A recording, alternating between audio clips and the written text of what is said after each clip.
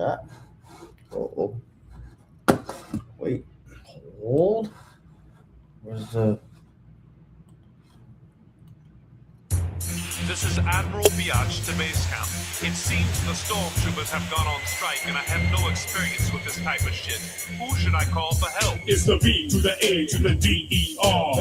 Reconstructing the Death Star with my slick suede suit that's black like tar. Fucking you up no matter who you are. Tell the motherfuckers about to skip dark side. Pull up on your planet Death Star, drive by. The evil rebels cause the skills ain't shit. Ain't shit. My TIE fighter zigzag stay lit.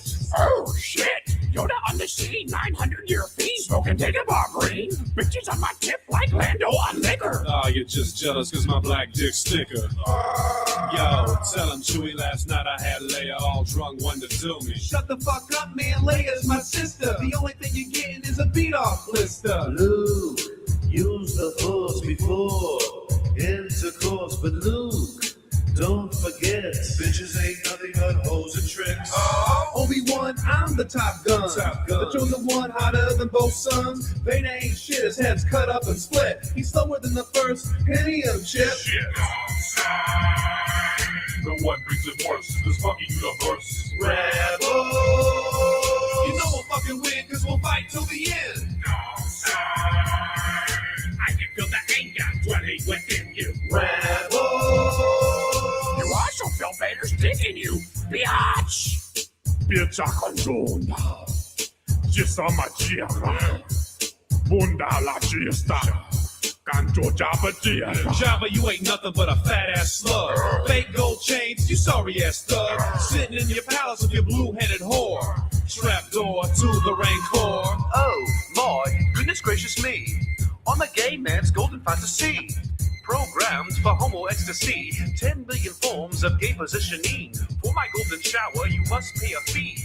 But R2-D2 gives it up for free. R2-D2, watch your language. Always having sex with robotic strangers. Misa like to drink and smoke all night.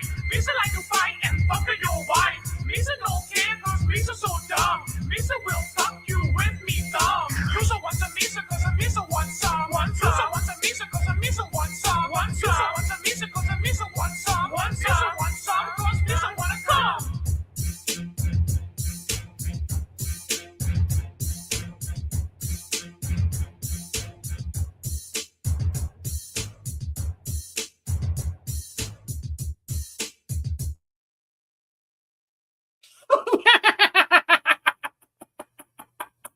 Awesome sauce! Hello, everybody. This is Blind Adam Wonders, the comic pimp. This is Awesome Sauce Radio. I hope you're all having a safe and lovely Wednesday afternoon.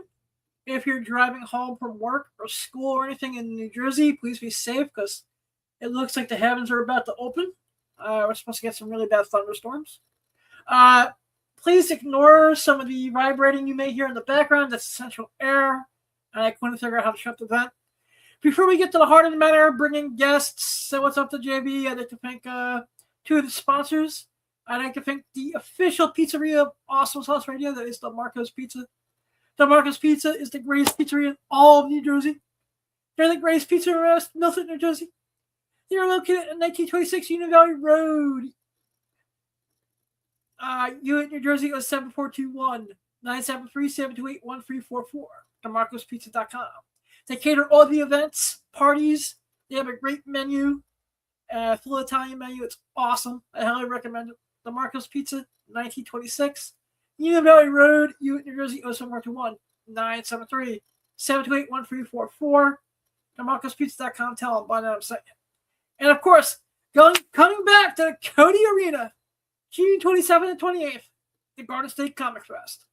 The Garden State Comic Fest is going to be 2 full days of comic book and pop culture fun. You got Amy Jo Johnson from the Power Rangers, James O'Barr, the creator of The Crew, Kevin Eastman, TMNT. Of course, the thing I'm excited most about, the ThunderCats reunion with Larry Kenny, Lynn Lipton, Paul Newman, and it's going to be amazing. www.GardenStateComicFest.com. Tell them what I'm saying. Now that we have all the business taken care of, first I want to say what's up to JB. Hello, everyone. You guys are not here for me today, but our guest of honor is here. All right, let's bring in the guests.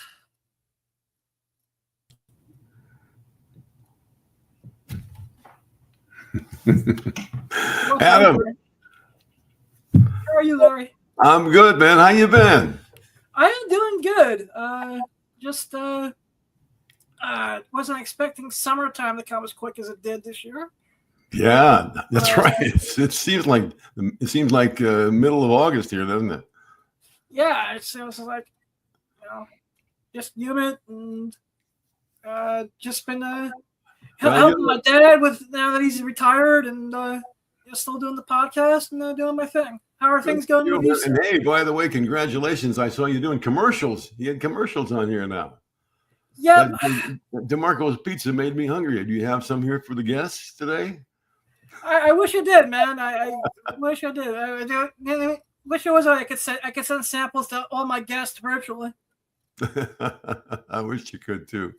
So how you been? All right? I'm doing good. I really can't complain. For those who don't know, Adam and I are old buddies from, oh my God, years ago, Adam. Well, this is probably my fifth appearance on your show. Like 15. I've been doing the show for 11. And I think I met you like a year or two before that. Yeah. I met you up at the Triffy-Con. Yeah, we've been growing old together, haven't we?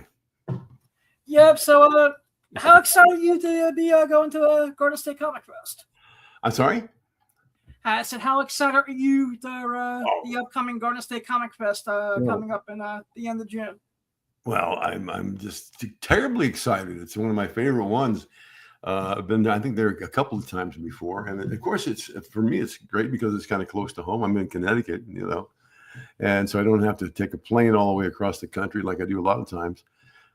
And that's fine too. I enjoy that too. But yeah, it's good to be back. And I live in Connecticut, like I said, and so I drive over to the one in Orange, New Jersey, coming up. What is it? 27th, 28th. Yeah, 27th and 28th.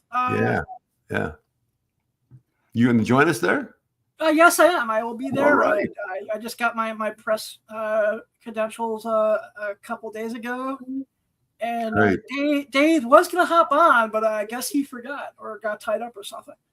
What's that? Dave O'Hara, the owner of the convention, was supposed to hop on for a couple minutes, but I guess he, forgot or got busy or whatnot. No harm, no foul. Forgot what? I'm sorry, Adam. No, he was supposed to join us on the show for a couple minutes. Oh, I see. Okay. We'll have to give him a hard time about that one. Yeah, we'll get Slive to do that. All right. So, like, what is like some of your favorite? What your favorite part of doing conventions? Doing Comic-Con conventions. Oh, just yes. Meeting the fans. And I love it too because it's a great chance to meet other voice actors, from other shows and other days. And these days in our business, you don't get a chance to hang out too much with other actors. It's a long story, and I won't go into it and bore everybody. But it used to be that we would see each other a lot, in New York, walking around the streets, and then at the studios and audition places and things like that. The business has changed so much that you hardly see anybody anymore. You go like I'll be booked for something like last week I went into the city for New York City to do a Pokemon session. I'm on Pokemon Horizons. I play a character named Ludlow, and I'm still doing Teen Titans Go, where I play a character called Coach. So I'm still going into the city for those things, and it's just not like it used to be. Going strong. Oh yeah, still going strong. I'm also still doing commercials. I still do Skittles after all these years. The Skittles commercials, where the guy at the end says, "Feel the rainbow, taste the rainbow." That's me. Just thinking of you as I was eating a bag of Skittles the other day. Writing the questions for the interview. You were. They have so many. It just so happened that I had a bag of Skittles at my workstation. All right. You have one of the new ones, and they have different ones now, like Fuego. It was just the original ones. I tried I think it was the zombie flavored ones that they came out. Yeah. It's like, nah, I don't need this. And they have the squishy ones now with I guess a gelatin center or something like that. I don't know. I had no clue. My grocery store doesn't. I've never seen them at my grocery store. The squishy ones. Well, they'll get there. Yeah. All right. I know that you're very familiar with the infamous ThunderCats bloopers. Do you have any memories of the Silverhawks outtakes? Oh, sure I do. Because I actually think the Silverhawk ones are more dirty and perverted than the ThunderCat outtakes for some reason. I think you're right. There's one especially that goes a little beyond the pale. Yeah. Well, if people who are watching us don't know what we're talking about, the outtakes that Adam is talking about, when you're recording a commercial or usually animated series, like I've been on so many of them, you got 5 or 6 actors in the room together, maybe even more sometimes. And there are going to be times when somebody fluffs a line, or is on the wrong page or something like that. And being actors, the rest of us are going to react to it. Sometimes not in with the type of response that can be heard on television. They're called outtakes. You'll never hear them on television. And we used to think nobody would ever hear them outside the studio. But then along came the internet, and now they're all over the place. Very available on YouTube, and I think I do have them queued up. If you want to react to them, if you like, it's your call. Sure, go ahead. I hadn't heard them for a while. Hey, JB, can you please play the outtakes? Because this is the Tequila. Where you got these mics down to? Oh, -0? That was good. We had it. Shit. Okay, we had some noise on that. Hold on. How is it you guys can pick up the goddamn telephone and you got me screaming? I don't understand this shit. You gotta snap out of it, Lion-O. Call the ThunderCats before. Shut up, you fuck. My star. Sorry, that is my favorite. And he's going to tear me and Poker Face apart. Lady, you got more nerve than a bareback bronco buster. What do you think, Skip? We've got to do it, cowboy. That's what we're here for. Why don't we fuck her first? Put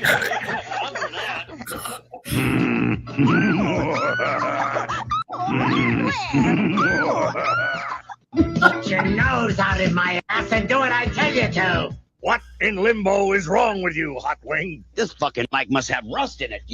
That was a stage pitch. I should have known the Territor didn't mean us any harm when the Sword of Omens didn't obey me. And anyway, it was just plain stupid to assume it might be bad. Just what the fuck am I talking about?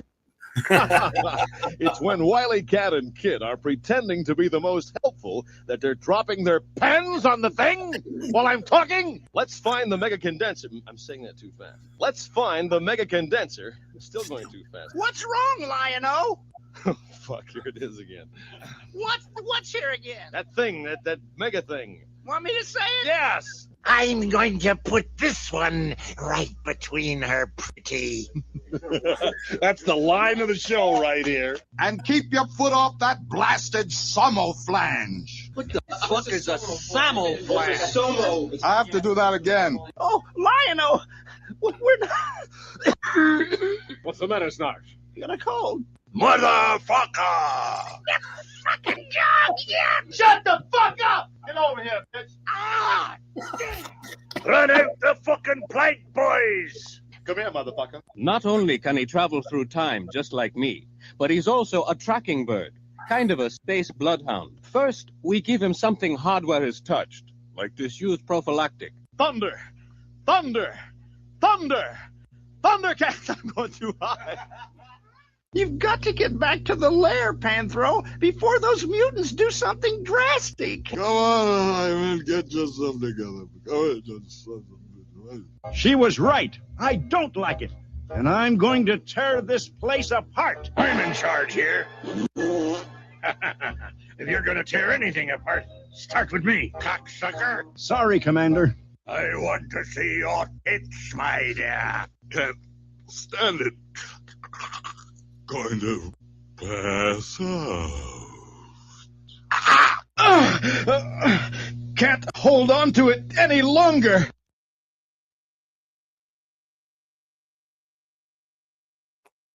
All right, now that we tortured the poor guest.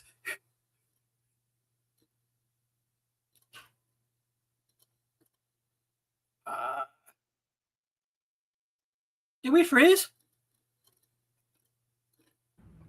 No, I think Larry's audio cut out. Am I back? Yes, I am. Yes.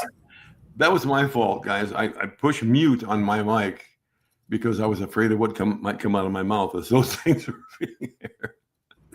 But yeah, those are the outtakes. Yeah. Think of them. It brings back memories? Brings back a lot of memories, yeah. My first memory that comes back to me is the first time I ever found out that those outtakes existed.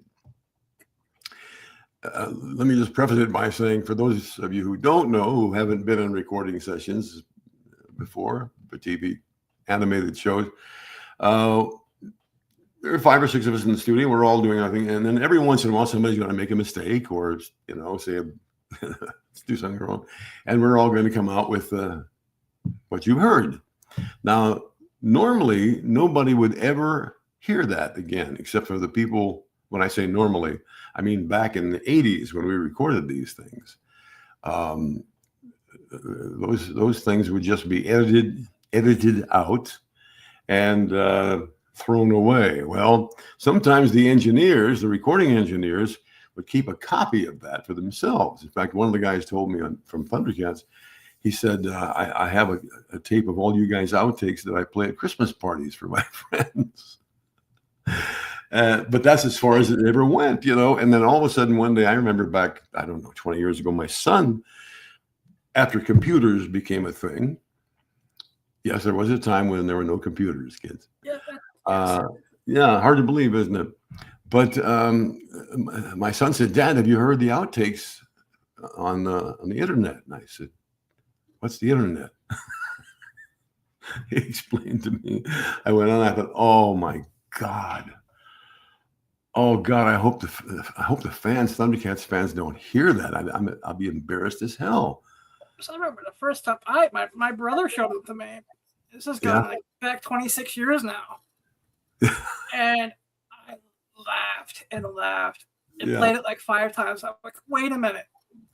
Is this? At first I thought it was like someone making a fan animation. And then after doing a Google search, or Yahoo, or whatever the big search engine was back in 2000 was. Yeah. I was like, oh wow, these are real. Yeah, it was us. Well, I said to my son, "Oh my!" I was really upset. I said, I hate the idea that the kids can watch this. ThunderCats fans will see this on the internet, these dirty words and all this kind of stuff, and it just breaks my heart. And my son said, "Dad, those kids are 35 years old now, and they're going to love it." And it turns out he was right. I've never once to this day had a bad email or a letter or something from somebody said, my son heard, the children heard that, and you should be ashamed of yourself. It's a way of life now, Yeah. So,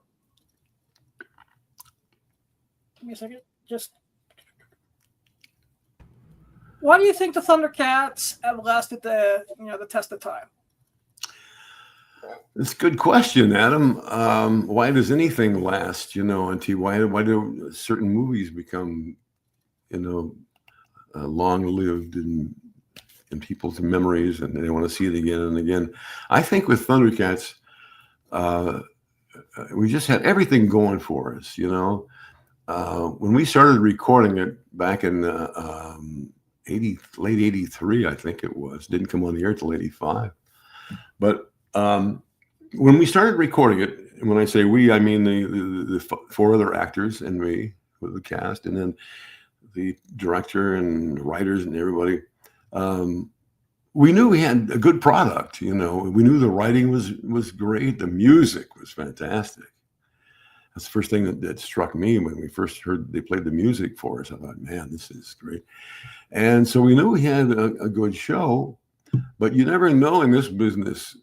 You can have the great writers, you can have the great actors, you can have all these other things, but there are certain outside influences that maybe block it from being a big hit. Something you're talking about 40 years later. For example, the network that it appears on, maybe they don't give it a good airtime. Maybe they'll put it on at 11 o'clock at night, you know, or whatever. Well, nobody will see it. Lots of things like that, outside influences. So you can't really predict that you've got a hit. In fact, it wasn't until, and I've told you this story, Adam, I think before, the show had been on the air about a year, maybe a little more, and we knew the show was doing well because people talking about it and getting press about it, but I didn't know how well it was doing until I went to Toys R Us. God bless him. You remember Toys R Us? Rest in peace. I don't want to grow up because if I did, I want to be a Toys R Us kid.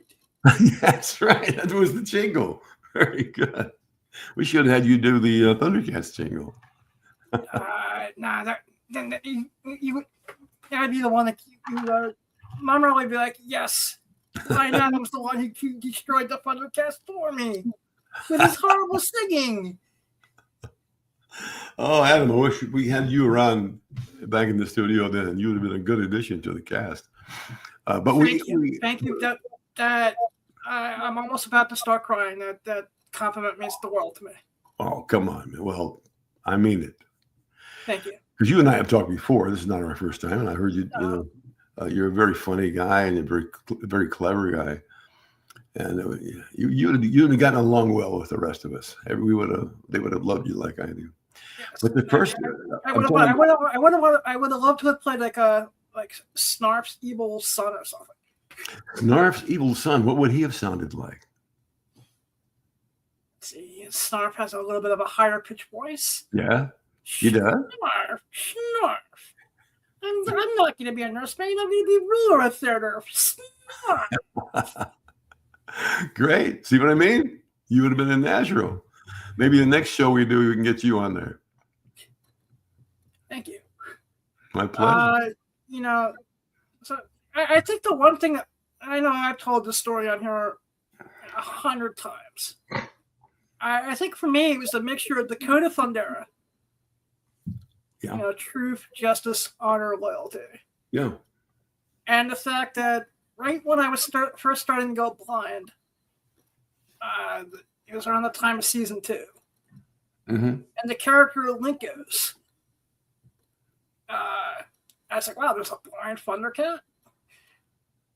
And I knew that being visually impaired was going to be a blessing and not a curse. Now, which character are you talking about?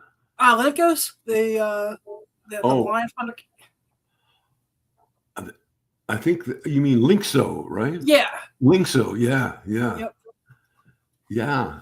Wow, I had forgotten all about that. So that you could identify with that, right? Yeah. So it's like there was one episode, where he's manning the computer in like the Thunder Tank or something, and Lily Cat's like, "Wow, that's amazing! You can do that." And Lily Cat's just because he's blind doesn't mean he can't do it. Exactly. So you guys had lessons, and not like with like G.I. Joe or Transformers and your other contemporaries. Yeah. You guys weren't trying to be over the top preachy. Like your lessons were just organically into the scripts. Well, you're exactly right, Adam. And that was from the very beginning of the show. Rankin Bass, that's the production company, Rankin Bass. They developed this show in part because too many of the commercials, too many of the animated series back then, late 70s and early and mid 80s, they felt had too much violence, gave wrong messages, and there was a lot of static among the public. People were complaining, mothers were complaining that my kids are watching this stuff and I don't, all the violence and all that stuff. So Rankin Bass sat down and said, let's do a show where we correct some of those things and we keep those things in mind. And as a matter of fact, there were even, I think they hired 2 or 3 child psychologists who read all the scripts before we ever recorded them. They would read the scripts. Yeah. They had to approve them before we recorded them, because they may have said something like, well, we don't think this would be appropriate for kids, this particular character saying this, or the ThunderCats doing this or that. And so that was very unique back then, I think. And I'm very proud of that. The show was intended to overcome some of the negative, violent, angry things of other cartoon series of the time, And I'm very proud of that. I'm very proud of the legacy of ThunderCats because of that, not just because it was a hit series. Yeah. You also do the voice of one of the greatest cereal mascots of all time. I want to ask Sonny a question, if it's okay. Sure. Sonny, what makes you so cuckoo about Cocoa Puffs in the first place? Well, I've never tasted it. Yes, they're It's awesome. fantastic. It's Yahoo! It's cuckoo for Cocoa Puffs. That's why.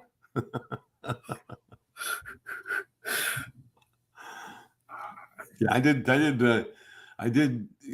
Sonny the Cocoa Puffs bird for 40 years, and which is phenomenal in the voiceover business. I mean, if you get a commercial or a series that lasts, I don't know, 8 or 10 years, that's incredible. But I've been doing, I did Sonny and Count Chocula for 40 years, both of them. I've been doing, on the commercial side, I've been doing Skittles commercials for, I think, 24 or 25 years. And that's kind of unheard of too, for commercials, that one guy would be the voice of the same character. And I'm very proud of that too. I still do those. I just did one the other day. Feel the rainbow, taste the rainbow. That's me. That's amazing. Is there any difference from, say, doing a commercial versus voicing a character in an animated series? Not really. Not really. Other than, well, yeah, timing is more important on a commercial. Of course, you only have 30 seconds for the whole commercial, usually, and so timing, being able to do the part not only well but quickly, get everything in time and not sound like there's a funny thing in our business where the director will say to you after one take, he'll say, Larry, that's good. That was good. But I need you to do it quicker, but without sounding too fast. So there are things that you have to know how to be able to do in this business that go beyond just saying the words. Sweet. Have you, involved with the current run of Silverhawks and ThunderCats over at Dynamite in any way? Oh yeah, sure. Dynamite has taken over Warner Brothers still owns the rights to ThunderCats and Silverhawks and Tiger Sharks and all those things we did. We did for Rankin Bass. But I'm involved in this new era of ThunderCats things from this company called Dynamite. They came out with a whole new line of comic books, incredible line of comic books. Yeah, they were amazing. right now they're doing a ThunderCats Silverhawks crossover, which That's right. That's right. Yeah. And yeah, I've been involved in that I sign a lot of things for them. Like the comic books they have made, they're fantastic comic books, and there's so many different versions of them. Like you can buy a ThunderCats comic book that's a special edition with my signature on it. You know, things like that. Dynamite has really, the company Dynamite has really given a boost to the ThunderCats legacy and Silverhawks legacy. Yes, they did put out a beautiful set of hardcovers for the 40th anniversary. That's right. Yeah, some beautiful covers. And I love the ones with these foil covers. They call them foils. They're like, it's hard to explain right here, but they're beautiful. You have one there? You can show them. Unfortunately, I do not. I should have some here, but I don't. When I bring things home like this, my grandkids run off with them. So people think all the grandkids are doing well. Oh, they're all doing well. Thank all 64 of them. All 64. All right, wait. And a year, you went up to like 4 more grandkids. What's that? I think last year you told me it was 60 grandkids. Well, I'm not dead yet, you know.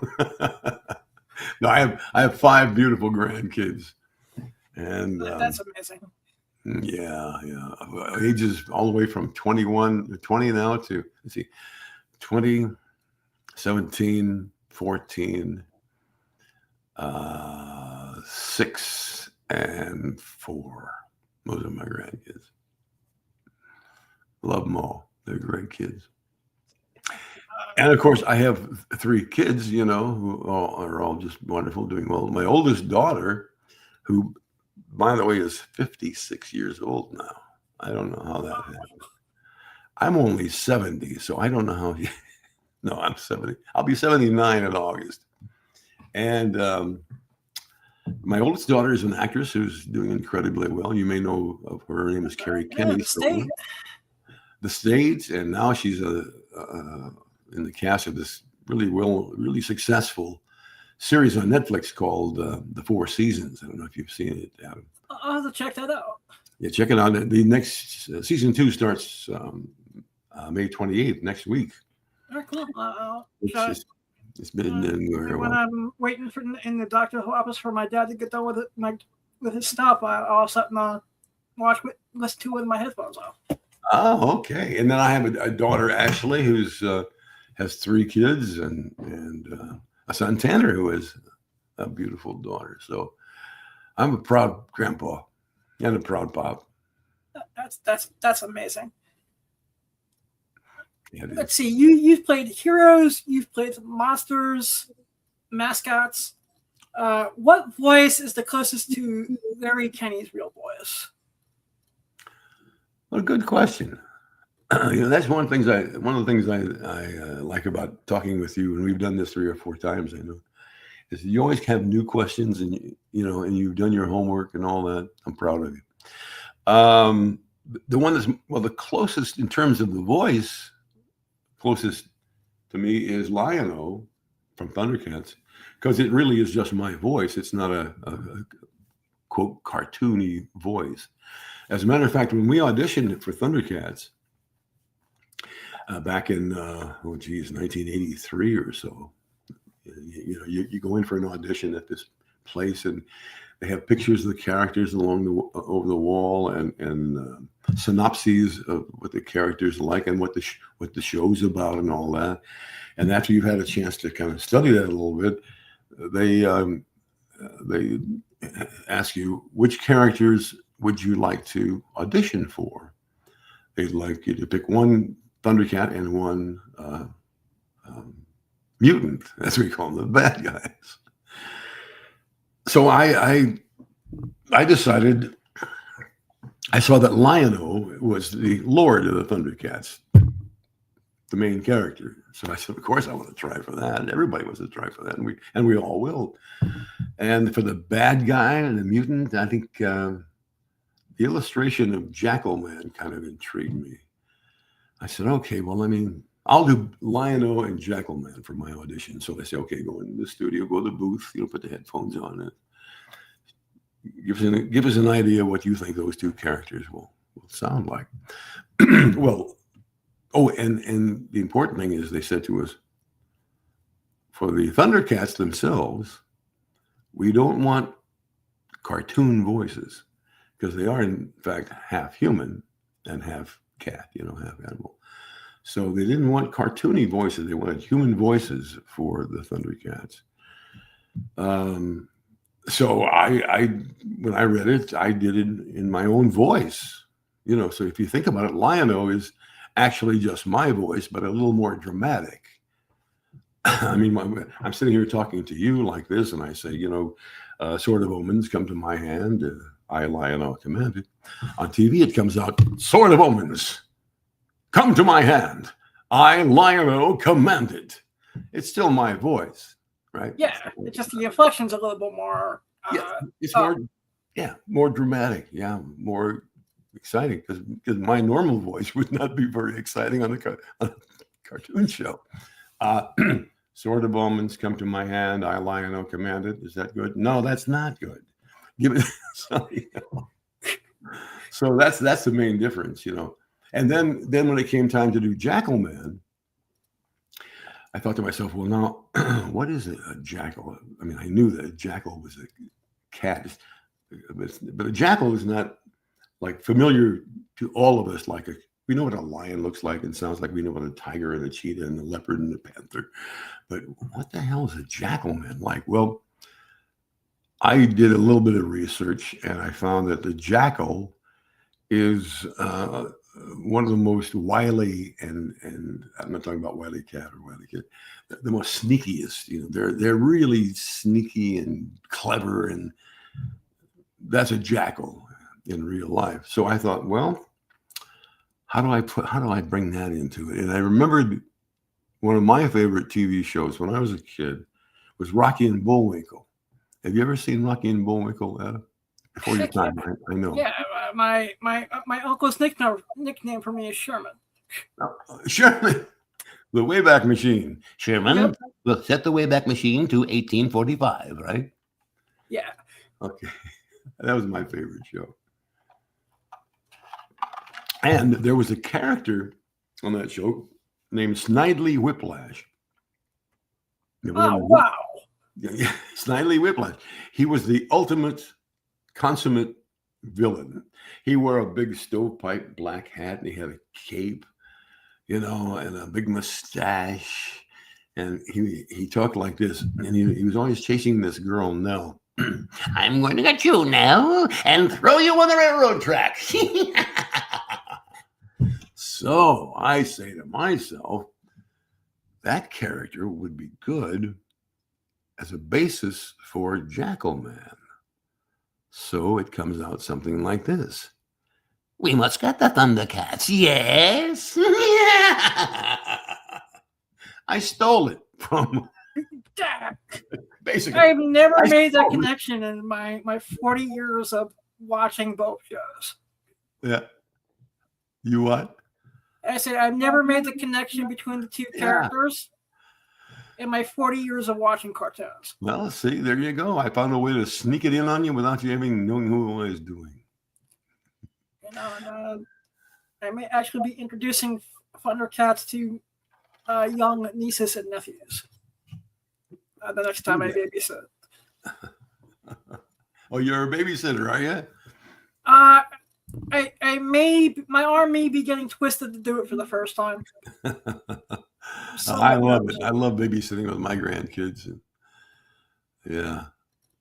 I kind of grew up babysitting when I was only about 12.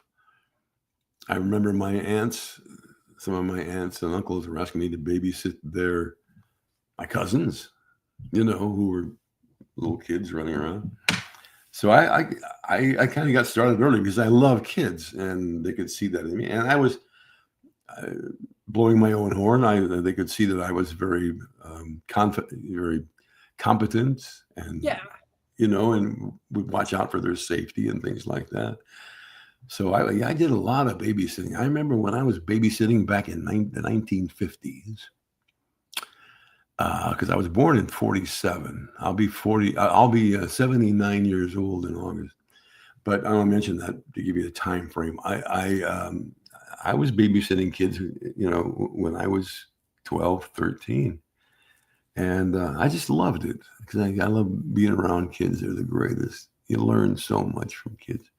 I probably learned, I've never thought about this before, but I would imagine, thinking about it now, that I learned so many things from the kids that I use in my work. There'll be times when, especially on cartoon series, as I mentioned, I think I'm still doing cartoon shows. I'm doing still on Teen Titans Go. I'm on that as coach, and I'm on Pokemon Horizons. I play a character named Love. That's the kids eat Pokemon up like it's candy. Yeah. Oh yeah. It's still going on. So anyway, that was my whole thing. I love babysitting, and I love working with kids too. It's not too often where you get an 8 or 10-year-old kid who's been hired to do a voice on a cartoon show or a commercial.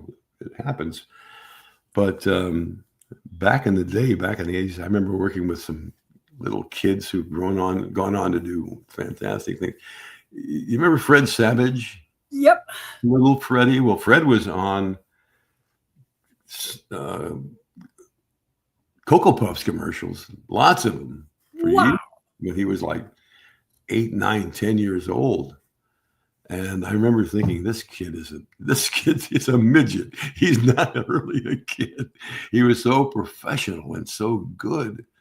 And he went on to be on a sitcom, and I think he's directing now. I'm not sure.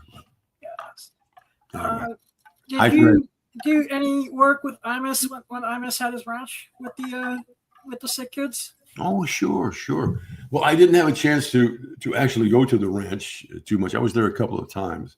You're talking about, for those of you who don't know, I'm talking about Don Imus in the Morning radio show, which I was on for 35 years. I'm only now allowed to admit that I actually listen to every now and then. You're only now allowed to mention what? I only now can really mention that I actually did listen to Imus, even though I worked on Stern. Okay, well, good. I'm still proud to mention I was on Imus for 35 years. I worked with him. Yeah, a long time. It was fun. So, I know you were famous for your Nixon impersonation, but did you do Reagan there too? I didn't do Reagan, no, on the Imus show. No, I did a lot of different impressions of political people and famous people on the Imus show. The most famous of them was Nixon, as you mentioned. I was, as a matter of fact, if I can, what's the word? Divert a little bit. When I first started with Imus back in 1982, and I was a disc jockey in Chicago at the time. And I get this call from a disc jockey in New York called Don Imus. I'd heard of him, And he said, I heard you when you were in Cleveland, and I was in Cleveland. We were both in Cleveland at the same time doing radio shows. And I did a lot of my characters' voices on the show, and one of them was Richard Nixon. And he said, he called me and he said, could I hire you to do bits on my show? Even though I was in Chicago and he was in New York. So what we would do is we both had news on the top of the hour. So he would call me one morning and say, let's do a Henry Kissinger and Nixon bit. I'll call you back in 10 minutes and have something ready. Okay. And that's how that got started. And I would always, let's say, for example, he said, "Good morning, Mr. President." I would say, "Hello, Donna. Oh, I love it. I'm a in the morning. How are you, Don?" That kind of thing. And we did that. It's like so many memories. Yes. Yeah, like I said, because my grandmother was a big Imus fan, God rest her soul. So we would have breakfast together and, just, listen to Imus. Yeah. Well, he was huge, for a long time. We were good friends for a long time. Yeah. Outside of the Teen Titans Go and the Pokemon, do you have anything else in the works, or? Still doing Skittles. But no, I'm kind of, I guess you say, semi-retired by my own volition. I guess it started when COVID came along, Yep. And I was still working hard, going into New York City every day, for auditions and commercials and things like that. And then COVID came along, and of course nobody could do that. So I was doing things from home like I am right now. I'm in my house right now. And we did that for a year or two. And then once that kind of went away gradually, I kind of decided I don't feel like going into New York City every day anymore. I'm 70-some years old. Huh? I said I don't blame you on that one. Yeah, I loved it for all those years. I loved New York, being the energy. I'm in New York City. I'm in the heart of it all. And I loved it. I still love the idea that I did it. But it got to the point where I was 70 years old, and it'd be nice to slow down a little bit. And that gave me a good opportunity. I didn't want to quit entirely, and I probably will never quit entirely. But the difference is I no longer have my agent calling and saying, "We'd like you to come in and audition for a radio commercial for this." I can now say, I'll skip that. I'll audition for network commercials or animated series or video games, and stuff like that. And I've done a few video games most recently. Yeah, I've done some video games. You probably got the list of them that I don't have. The ones I remember the most recently is Red Dead Redemption 2. I was on that finally came out. Okay. Yeah. And I think I just read the other day they're doing a new Red Dead Redemption. Just out of curiosity, did you work with Tom Kane on anything at all? Tom Kane? Yeah. No, I didn't, but I know he just passed away, Yeah. Yeah. No, I unfortunately never had a chance to work with him. He was great, though. Yeah, God rest his soul. Yes. I had the pleasure, just like with you, another childhood hero who I had the pleasure of turning into a friend and a mentor for the podcast. So it still kind of hit me a little bit. Well, there are a lot of, people, always ask me, "You ever work with this guy or this guy or this guy?" And most of us actors, voice actors especially, are either East Coast actors or West Coast actors. I'm an East Coast actor, so all the stuff that I've done has been recorded on the East Coast. Yes. And then there are West Coast actors like Tom Kane, who worked for Disney a lot, Yeah, it's probably in LA and the West Coast. Yeah. And we had rarely had any time to a chance to work with each other. So, but that's why I never met Tom Kane, but I was saddened when I saw just the other day that he had passed away. Wasn't that old either, I don't think. No, I was only 64. Yeah. Just, now that I'm in my early 50s, I just start scratching my head and. No, don't do that. No, just basically, I was like, okay, I need to start taking a little bit better care of myself, and there you go. Listening to my body a little bit more, and Good idea. I was joking at him when I said don't do that because that's how you get bald in the back. You know, that bald scratching your head. I thought that just I would show you mine, but it's not pretty. I'll take your word for it. Good. You know, let's ask Count Chocula a quick question. Yeah. Of course. Any question you have, I'd love to answer it for you. Who wins in a fight, you or Sonny? Who wins in a fight? You mean Yes. a fist fight? Where you're doing this and this and that? Who has the better cereal, you or Sonny? Oh, the better cereal. Well, you know, once I tried his cereal. What is it called? Puffy Cocoa? What is that? Cocoa Puffs. Let me tell you, it was all right. But I didn't go cuckoo for it. No, I never. Don't get me in a fight between Sonny and the Count because I love them both. Like I said, I get to enjoy the Count cereal once a year.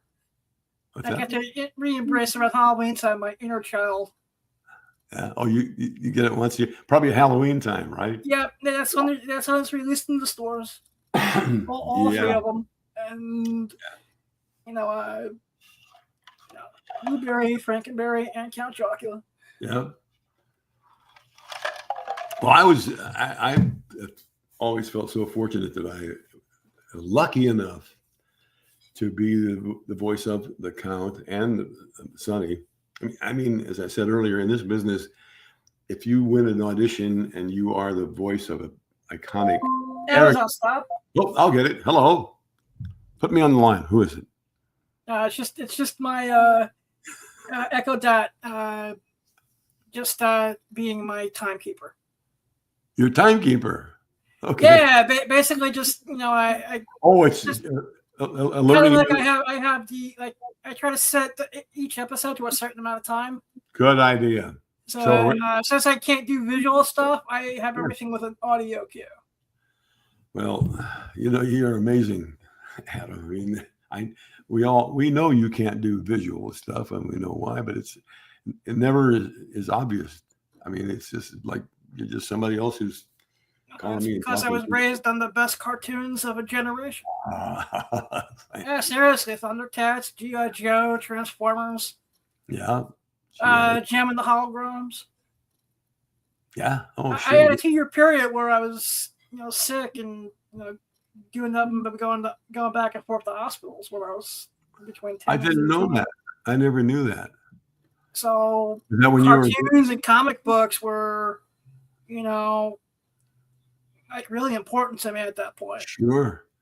Sure. And like I said, whenever I saw something with a character with a disability or especially blindness, I was like, it's not going to be that bad. Yeah. I mean, I'm blind, but maybe, one day that technology will beat up and I'll get to drive a Thunder tank myself one day.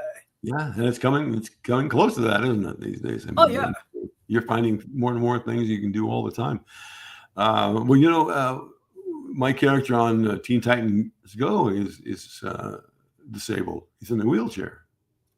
And it's one of the reasons I agreed to do that is I thought it was about, when they offered me it, like I said, I wasn't retired totally, but I was not wanting to take on too many new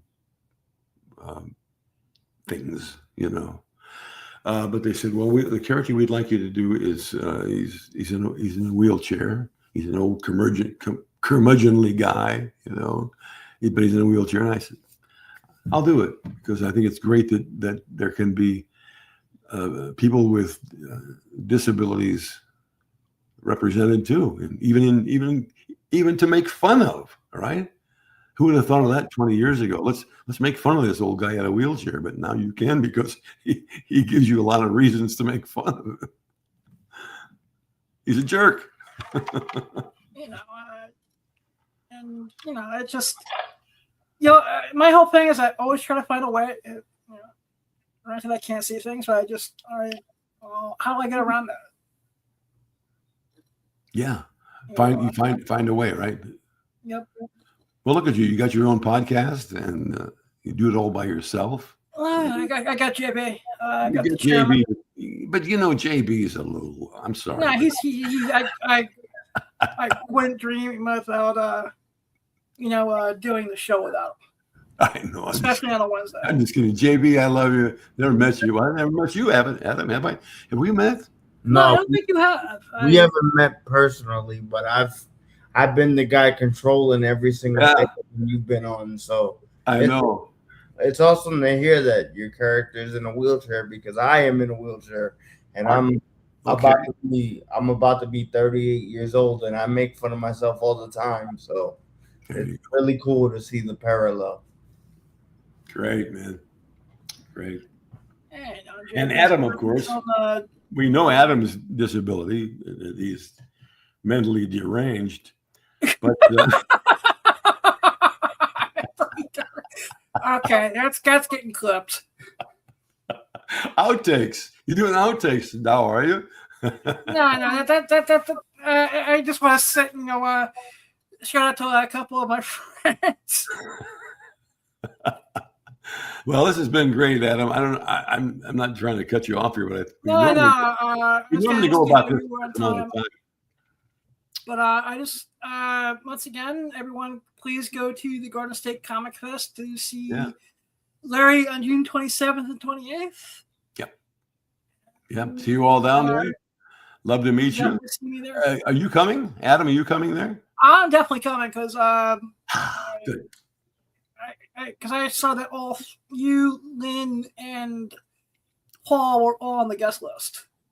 Peter, excuse me. Peter Newman. Yeah. Yep. I noticed you earlier before I came on. You said Paul yeah, and then I thought Paul Newman's going to be there. And then myself, I was like, "Whoops!" in my head after I got through the, the sponsorship section. I was like, "Oh crap!" I said Paul and not Peter. Yeah, Peter Newman and Lynn Lipton, who played Chitara. She's hoping to be there. Yeah, so I'm looking forward to that. And, so we'll see you there, right? Definitely. And are you bringing JB with you? I was gonna talk to him about that to see if he wanted to. I gotta check my actual work schedule, but if I have a day, I might make an appearance up there. Yeah, love to see you there. Like I said, I was gonna talk to you about that in the next couple of weeks to see what your work schedule was. Okay. But Larry, before you go, I just want to say thank you. Thank you for being a friend. Thank you for being a mentor, and just thank you for always gracing me and supporting the podcast. You end every email to me and every text message that you send me ends with the same thing. Thank you for supporting me and thank you for being my mentor. And that means a lot to me, Adam, and you're very welcome. You have a good night, and I'll see you in June, sir. Okay, buddy. Take care. So long, everybody. Yep. So long.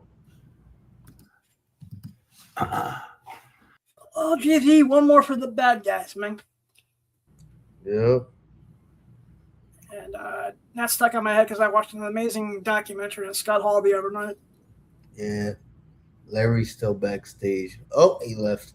All right, cool. Nah, man. It's incredible. But like I said, this is, like I tell everyone, go chase your dreams. You really just might catch them like this. Literally. Like I said, at the age of 12, when I first started watching the ThunderCats, someone told me one day that I'd have this. I'd be like, really? Get out of here. This really is a blessing. Let's see. You said you watched Fire and Ash. How was that? I thought Fire and Ash was incredible. I actually liked it more than the second, The Way of Water, because I hope that they bump up the fourth release because I'm not waiting 3 years to then go back to the theater to watch Avatar 4, but thought it was great. Yeah, That's awesome. And I know you had audio issues, but congratulations being back on Twitch. Hey man, I'm trying to do it literally every day. So, if you Like I guys, said, just keep going on it, man. You're gonna be kicking ass no time soon, man. hopefully, man, hopefully. That let's see. I think I had a couple other images I wanted to show real quick. Nah, the only image you had was the thank you Tom image. Yeah, that's the one I was referring to. Okay.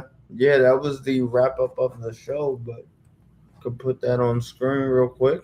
Yeah, like I said, I just want to say, God, that Tom Kane and his family, my deepest condolences.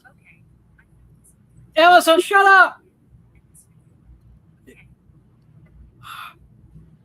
Skynet, they're coming for me. Yeah, maybe. But to his family, to all of his colleagues and friends, my condolences. For sure. All of my thoughts and prayers. And to Tom, I thank you for the 2 times you did the show. I thank you for the memories and for the inspiration and for the couple of lessons you gave me during the interview that you gave me. And rest in peace, my friend. And with that, JV, where can the audience find you online?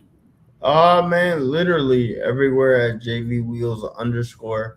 I will be attempting a stream tonight on Twitch around like 8 p.m. or so, maybe around 7:50. So just make sure you're tuning in, twitch.tv/JV_Wheels_. See, that's right. This underscore always messes me up sometimes. So, of course, everyone, you can find me at Instagram at The Real Blind Adam, TikTok at The Real Blind Adam, main vids at Blind Adam, YouTube, Awesome Sauce Radio, of course, Twitter, The Comic Pimp, Whatnot, Comic Pimp VIP. I love you all. Have a safe and blessed Memorial Day weekend. Blind Adam out.